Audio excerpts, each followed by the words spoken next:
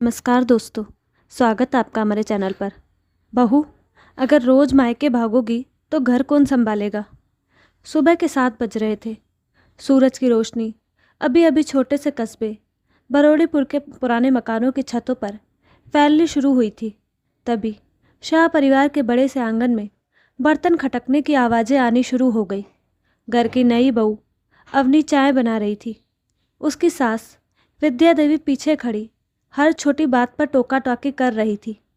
बहू, चाय का रंग थोड़ा गहरा रखना, हमारे घर में फीकी चाय कोई नहीं पीता। और हाँ, दूध बचाकर इस्तेमाल करना, खर्चा ज़्यादा ठीक नहीं। अवनी ने धीमे से जी मम्मी जी कहा और अपनी मुस्कान छुपा ली। शादी को सिर्फ 3 महीने हुए थे, पर उसे ऐसा लगने लगा था जैसे ये रिश्ता उससे रोज़ उसका एक छोटा सा हिस्सा छीन लेता है। चाय बनाकर जब वो हॉल में रख कर आई तो देवर अनुराग बोला, भाभी आज चाय सच में अच्छी बनी है। पर तभी विद्या देवी ने उसे घूर कर देखा और कहा, क्यों री, मेरी आंखों का तारा मत चमका ना ऐसे। 2 दिन बाद ससुराल के असली रंग पता चलेंगे, तब देखना। अवनी मुस्कुराई मगर अंदर से टूट गई। उसे मायका बहुत ज़्यादा याद आता था। माँ के हाथों का खाना, पापा की गालियाँ, भाई की शरारतें, सब कुछ। यहाँ वो थी, मगर जैसे ना होकर भी। उसका पति राघव उसे बहुत प्यार करता था, लेकिन ऑफिस की वजह से ज़्यादातर समय घर से बाहर रहता था। घर में असली राज विद्या देवी का चलता था और उनका नियम था, बहू बोल नहीं सकती, सिर्फ सुन सकती है। अवनी धीरे धीरे इस माहौल में डलने लगी थी। रात को जब भी राघव पूछता कि कुछ तकलीफ़ है क्या, वो हमेशा कहती, नहीं सब ठीक है, क्योंकि वो नहीं चाहती थी कि माँ बेटे के बीच कोई गलतफहमी आए। पर उसकी खामोशी ही धीरे धीरे उसका सबसे बड़ा दर्द बनती जा रही थी।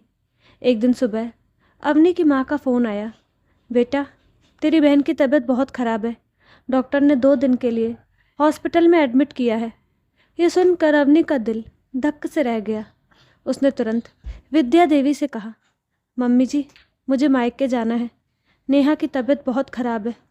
लेकिन सास ने उस पर तंज कसते हुए कहा, हर दूसरे हफ्ते तुम्हारे मायके में कोई ना कोई बीमार पड़ जाता है बहू, लोगों की यही आदत होती है, काम से बचने के बहाने।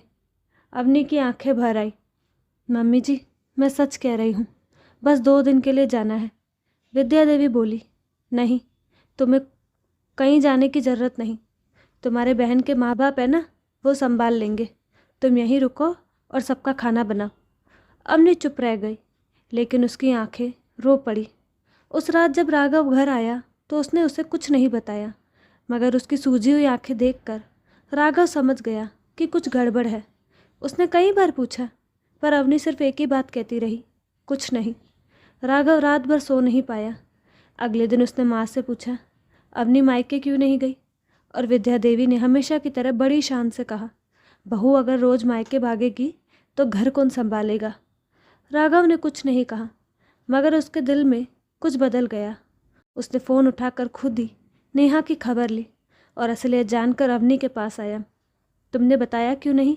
अवनी रोते हुए बोली, मैं नहीं चाहती थी कि घर में झगड़ा हो। उस रात राघव ने ठान लिया कि अब चीज़ें बदल जाएंगी। अगले ही दिन वो अवनी को मायके ले गया और बोला, चाहे जो हो, मेरे रहते तुम पर कोई अन्याय नहीं होगा।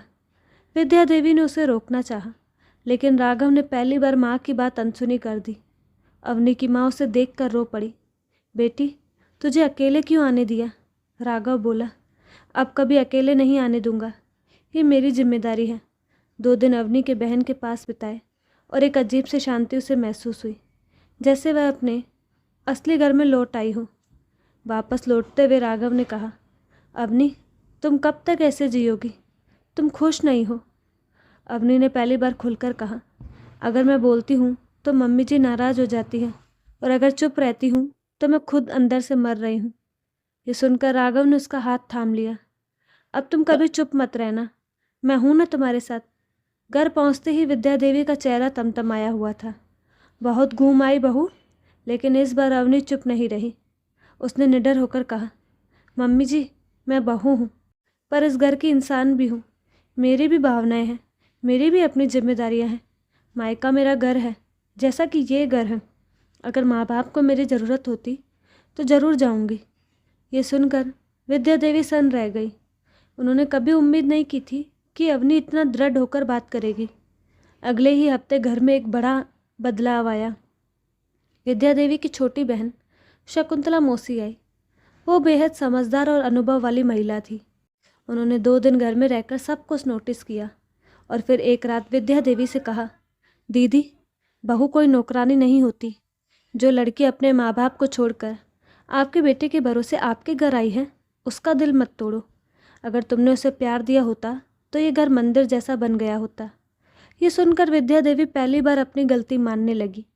धीरे धीरे उन्होंने अवनी से बात करनी शुरू की। उसकी पसंद नापसंद पूछने लगी। उसे कभी कभी अपने साथ बाजार भी ले जाने लगी।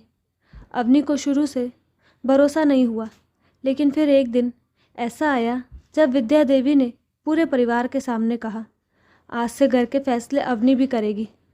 अब वह सिर्फ बहू नहीं, मेरी बेटी भी है। ये सुनकर अवनी की आंखें भर आई, पर इस बार ये खुशी के आंसू थे। राघव अपनी माँ को देखकर मुस्कुरा रहा था और अनुराग बोला, भाभी, अब तो घर पहले से भी ज़्यादा गर्मजोशी वाला लग रहा है। सच में घर बदल गया था। अब अवनी सिर्फ काम करने वाली बहू नहीं थी, बल्कि इस घर की धड़कन थी। कुछ महीनों बाद अवनी ने घर में एक और बड़ी बात कही, मम्मी जी, मैं एक छोटा सा कुकिंग क्लास शुरू करना चाहती हूँ ताकि घर के खर्चों में मदद हो सके। पहले तो विद्या देवी चौंक गई, लेकिन अब वो पुरानी विद्या देवी नहीं थी। उन्होंने तुरंत कहा, हाँ बेटा, मैं तेरे साथ हूँ और किचन में जो भी चाहिए वो बता देना। अवनी ने क्लास शुरू किया। धीरे धीरे महिलाएं आने लगी और कुछ ही महीनों में वह पूरे इलाके में मशहूर हो गई। राघव उसके लिए नया शेफ टेबल लाया। अनुराग उसकी मार्केटिंग में मदद करने लगा और सास हर क्लास में उसके पास बैठकर उसकी तारीफ करती। मेरी बहू तो लाखों में एक है। अवनी की जिंदगी अब सिर्फ उसी की नहीं थी, वो पूरे घर का गर्व बन चुकी थी। उसकी हिम्मत, उसका धैर्य और सबसे बढ़कर उसका दिल, इन सब ने परिवार को तोड़ने नहीं, जोड़ने का काम किया। उसने साबित कर दिया कि एक बहू घर की दीवारें नहीं, घर की नींव होती है। बस उसे प्यार चाहिए, ताना नहीं। आप बताइए, क्या बहू को मायका जाना गलत है? घर संभालना ज़रूरी है या माँ की तबीयत ज़्यादा ज़रूरी है? अपनी राय कमेंट बॉक्स में ज़रूर दें और साथ ही हमारे चैनल को लाइक शेयर सब्सक्राइब करना ना भूलें। धन्यवाद।